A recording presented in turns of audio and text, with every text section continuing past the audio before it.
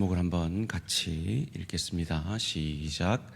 성령 충만으로 복음 전하는 교회. 올해의 표이기도 합니다. 지난주에 이어서 다시 한번 하나님께서 성경을 통해 교회에 우리 성도들에게 맡기신 5가지 목적. 첫 번째는 뭐라고요? 예배. 두 번째는요? 교제. 세 번째는요? 훈련. 네 번째는요? 사역. 다섯 번째는요? 전도와 선교. 올해는 제가 목회한 지 5번째 해. 전도와 선교의 강조의 해입니다. 지난주에 제자훈련반에 질문을 드렸어요. 일주일 뒤에 예수님이 오신다면 당신은 무엇을 하시겠습니까? 라고요. 한번 옆 사람에게 질문 한번 해볼까요? 일주일 뒤에 예수님 오시면 뭐 하실래요? 여러분 마음에 대답이 떠오르십니까? 근데 많은 제자훈련생들이 동일한 답을 하셨어요. 뭐라고 하셨냐면 살던 대로 살겠다는 거죠.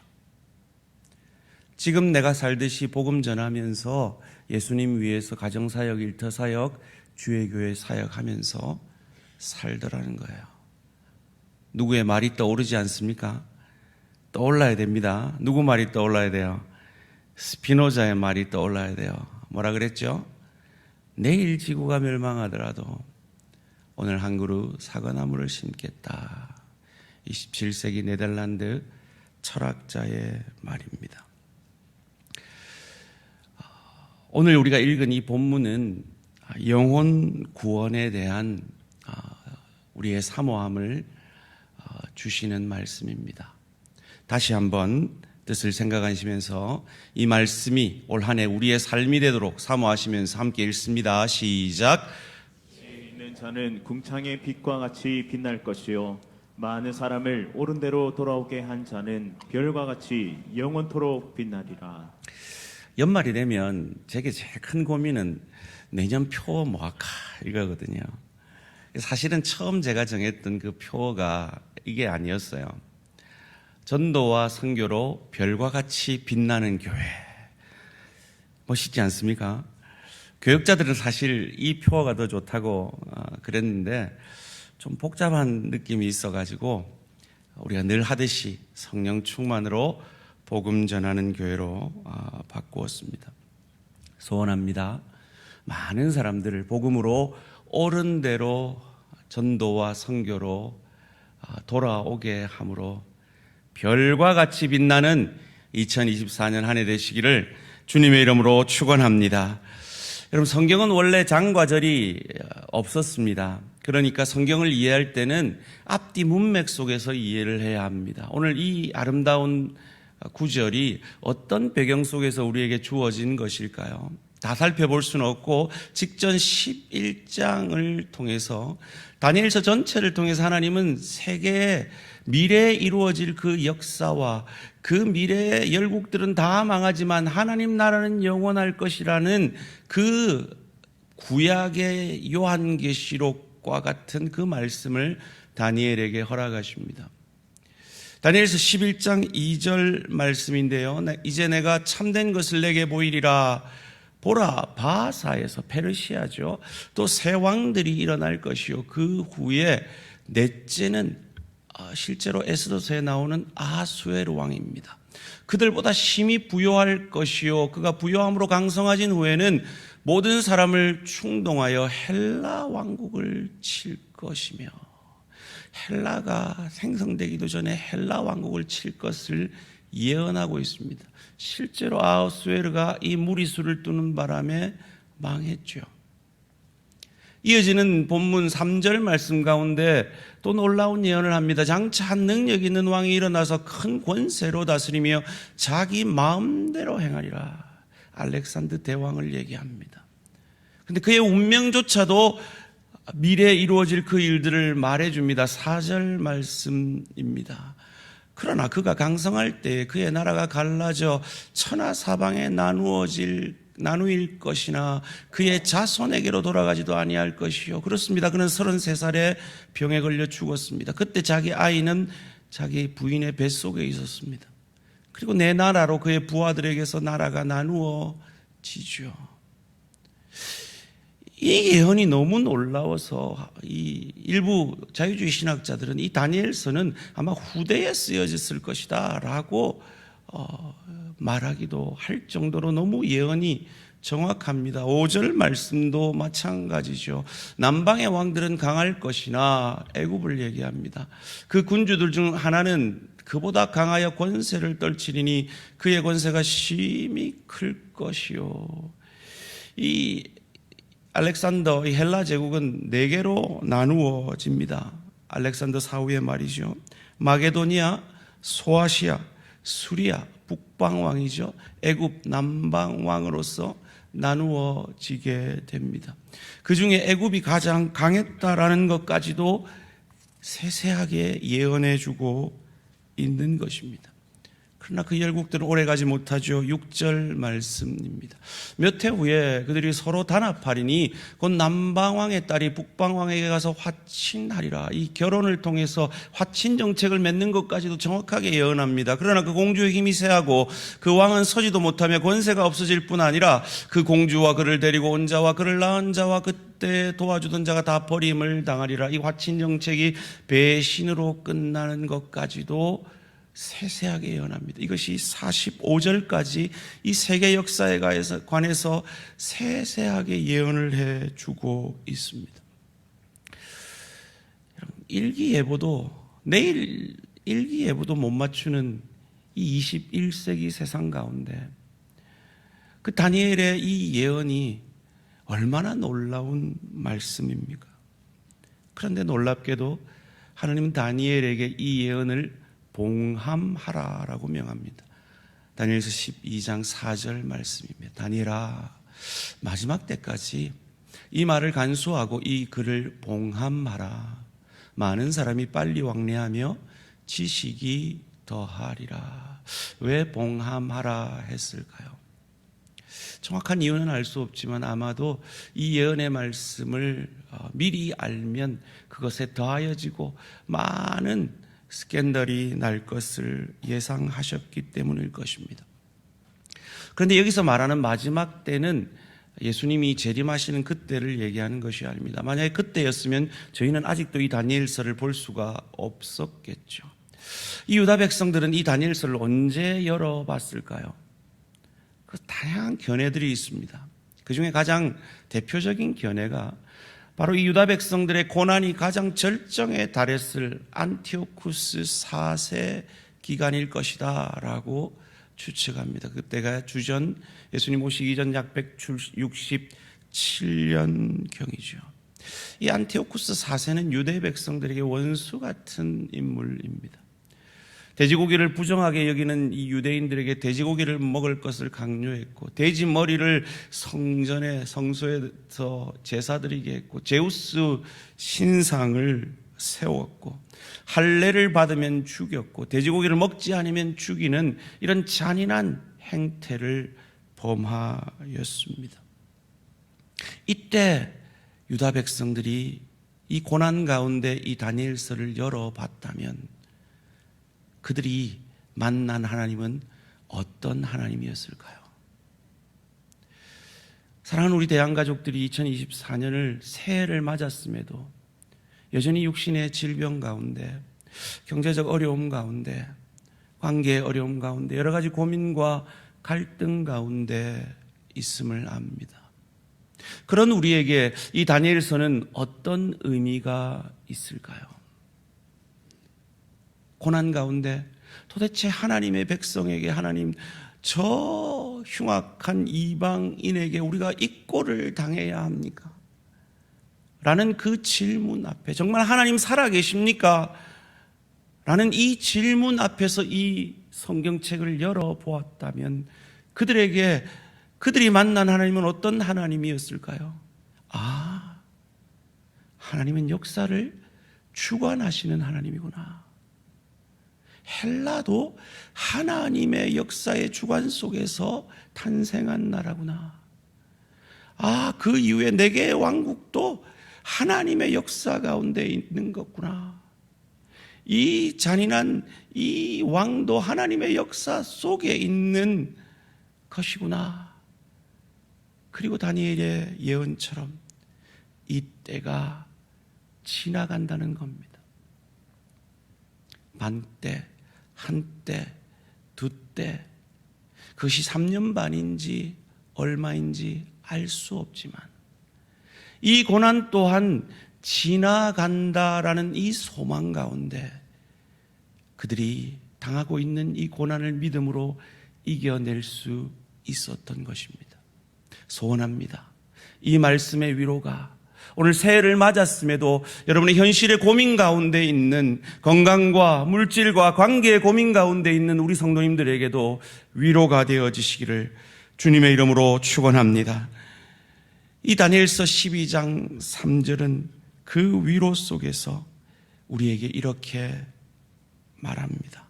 12장 13절 말씀 함께 읽습니다. 시작. 너는 가서 마지막을 기다리라. 이는 내가 평안히 쉬다가 끝날에는 내 몫을 누릴 것임이라. 이 다니엘서의 끝, 이 계시록, 구약의 계시록이라는 다니엘서의 끝과 요한계시록의 끝은 참 다릅니다. 요한계시록의 끝은 하나님이 새 하늘과 새 땅을 회복하시고 마지막이 아름답게 끝이 나죠. 그런데 이 다니엘서의 끝, 저희가 방금 읽은 다니엘서 12장 13절은 우리의 삶과 맞대어 있습니다. 기다리라 하는 것으로 끝이 나고 있습니다. 여러분, 제가 저희 교회 청빙 과정 속에서 청빙 인터뷰를 하러 와서 좀 일찍 와가지고 아무도 없는 이 본당, 지금 저기 원로 목사님 앉아 계신 저 자리에 앉아서 이 강단, 불 꺼진 이 강단을 보면서 제가 아주 오랫동안 기도를 했었습니다. 한 가지 가지고 기도를 해서 하나님, 제가 이 귀한 대한교회, 이 강단, 이 대한교회 하나님이 부르신 것이 아니라면, 하나님의 택한 담임, 이대 담임이 아니라면 하나님 이 청빙 과정 속에서 저를 막아 주십시오. 그런데 정말 하나님이 뜻이라면 이 강단에 늘 은혜의 샘물이 넘치게 하시고 선히 인도해 주십시오. 이렇게 기도를 했던 기억이 있습니다. 제가 목회 가운데 때로 힘이 들 때마다 저는 그때를 떠올립니다. 소망 가운데 말이죠. 마치 고난 속에 있는 유대인들이 이 본문을 통해서 소망을 가졌던 것처럼 말이죠. 제가 1910년에 뉴욕에서 목회를 할 때 어떤 기도하는 신실한 권사님이 제게 와서 김 목사님, 하나님이 제게 말씀하셨어요. 1919년 10월 20일에 목사님이 아주 귀한 부산에 아주 귀하고 아름다운 큰 바다라는 교회로 담임 목사로 청빙을 받으신대요 라는 예언을 저한테 만약에 해 주셨다면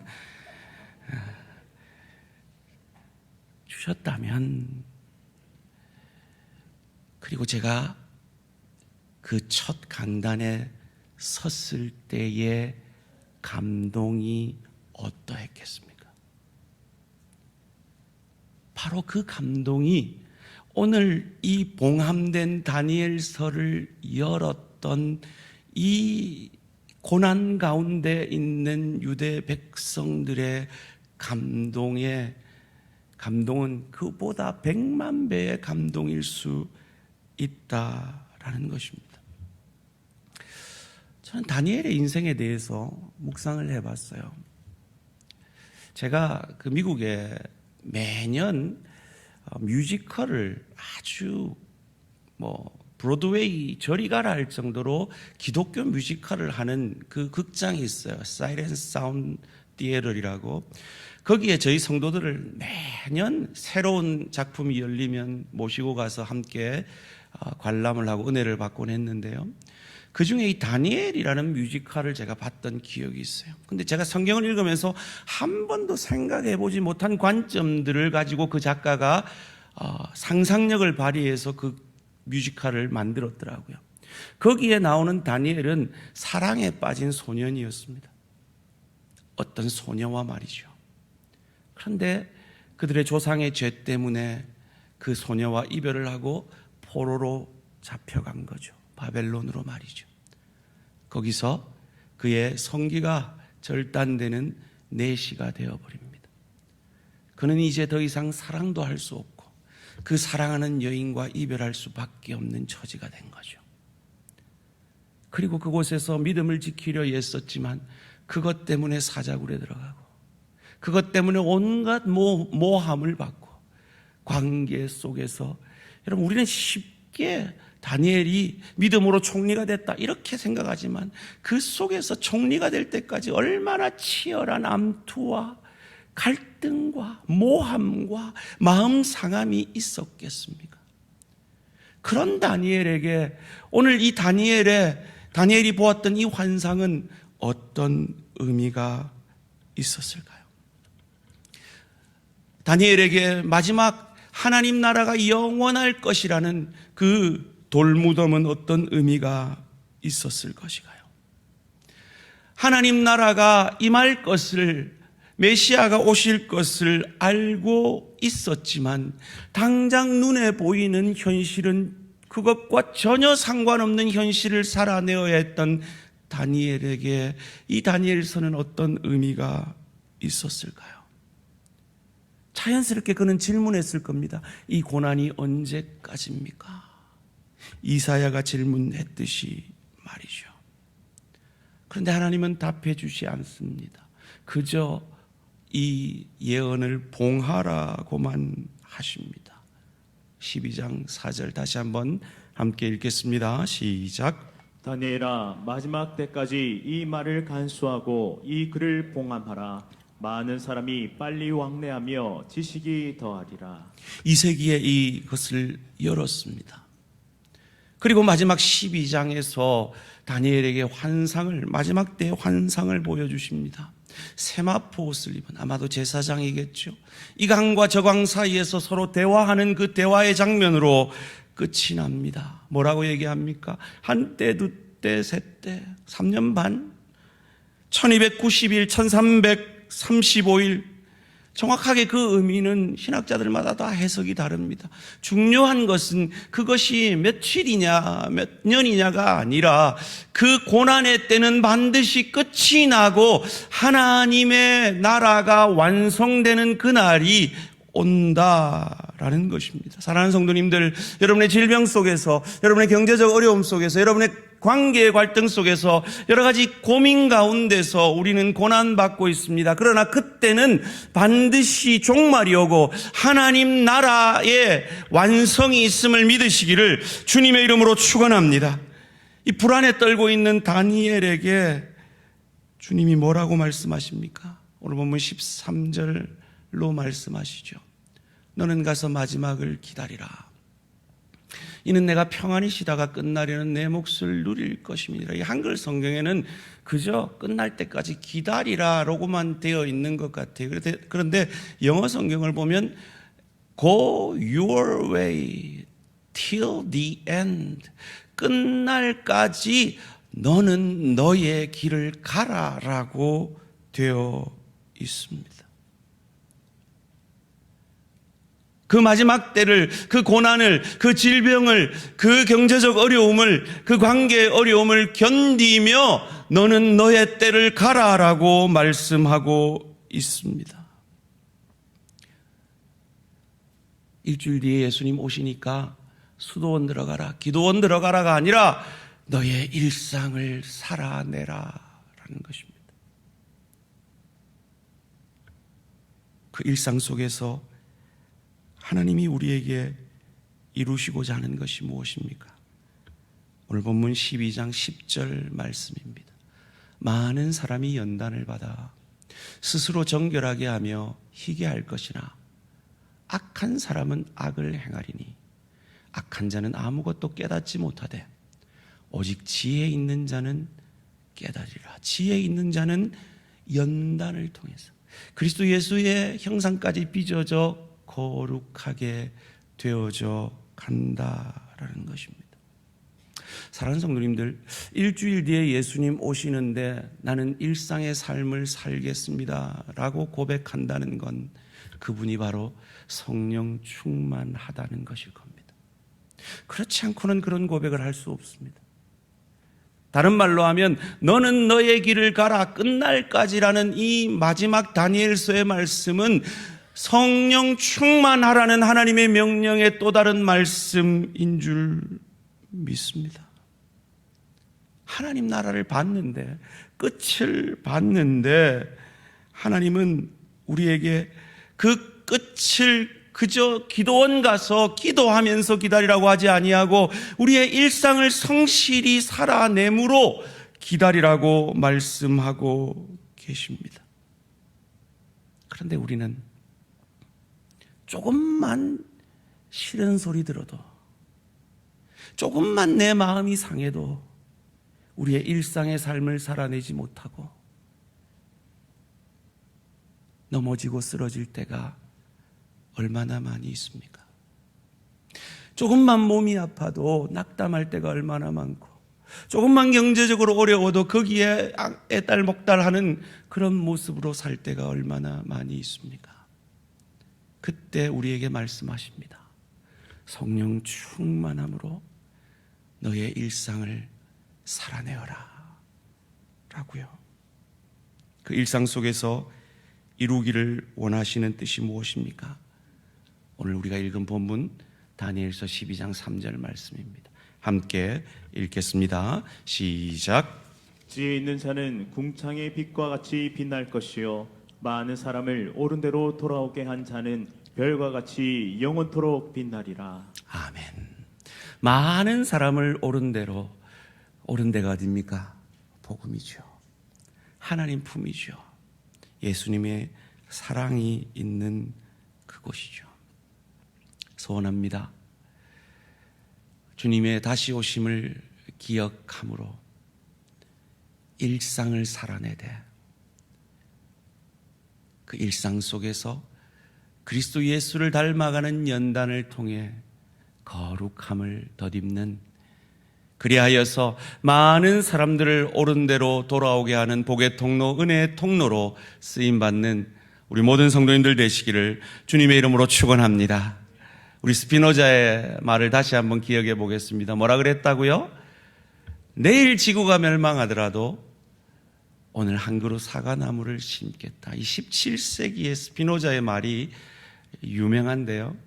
여러분, 사실 이 스피노자가 루터를 모방했다라는 설이 있습니다. 그도 그럴 것이, 마틴 루터는 약 150년 전의 사람이죠. 마틴 루터가 1498년부터 1501년까지 부모님을 떠나서 아이제나흐에 있는 라틴어 학교를 다녔습니다. 그리고 그가 다녔던 이 아이제나흐의 소박한 2층 집 앞에는 이런 비석이 세워져 있다고 합니다. 이 비석에는 이렇게 쓰여져 있습니다. 그리고 내일 세상이 멸망함을 알지라도 나는 오늘 한 그루 사과나무를 심겠다라고요. 제일 마지막에 있습니다. 한번 띄워주실래요?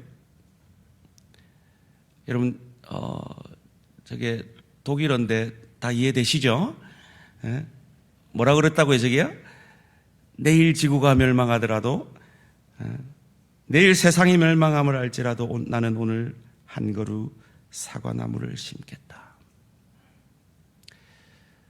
루터도 사과나무를 심었대요. 그 비석에 사과나무 한 그루가 있대요. 내게 사과나무는 무엇입니까? 오직 믿음으로. 내 행함 아니라 오직 하나님의 은혜로 구원받은 나. 그래서 이 은혜의 통로, 복의 통로가 되는 나. 그래서 이 은혜 외에, 이 복음 외에 구원을 가르치는 천주교를 대항하여 일어나 많은 사람들을 옳은 대로 인도한 루터처럼 물질이다라고 생각하는, 세상의 쾌락이다라고 생각하는 그 세상 사람들에게 아니다, 그건 다 지나간다, 로마도 망했다, 헬라도 망했다, 페르시아도 망했다, 그런데 하나님 나라는 영원했다, 그 하나님 나라의 백성이 되는 것이 가장 큰 축복이다. 전도와 선교를 통하여 이 놀라운 복음의 도구가 되어져서 하나님 보시기에 별과 같이 빛나는 저와 우리 모든 성도님들, 우리 대양교회가 되어지기를 주님의 이름으로 축원합니다. 너는 너의 길을 가라, 다니엘서의 결론입니다. 요한계시록의 결론은 무엇이었습니까? 아멘 주 예수여 오시옵소서였습니다.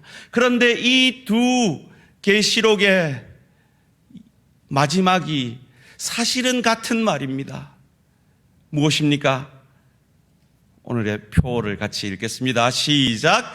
성령 충만으로 복음 전하는 교회가 되겠다는 겁니다. 너는 너의 길을 가라. 아멘 주 예수여 오시옵소서. 성령 충만하지 않고는 할 수 없는 고백이며 삶의 모습인 것입니다.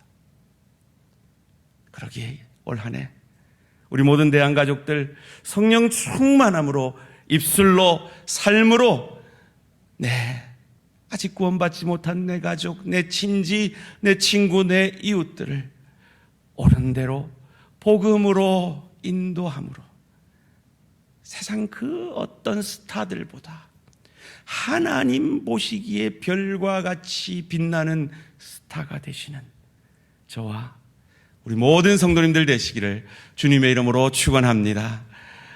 이 시간 기도하겠습니다. 하나님, 별과 같이 빛나고 싶습니다. 그러려면 많은 사람들을 옳은 대로 인도하라고 말씀하십니다. 그래서 목사가 되라는 것, 선교사가 되라는 거 아니고 저의 직업 속에서 저의 길을 성령 충만함으로 감으로 일터 사역자로서, 가정 사역자로서, 또 주의 교회에 맡기신 그 사명자로서 은혜의 삶, 복음의 통로에 된 삶을 살아내므로 별과 같이 빛나라 하시는 주님, 그 과정 속에서 때로 부딪힙니다. 때로 갈등합니다.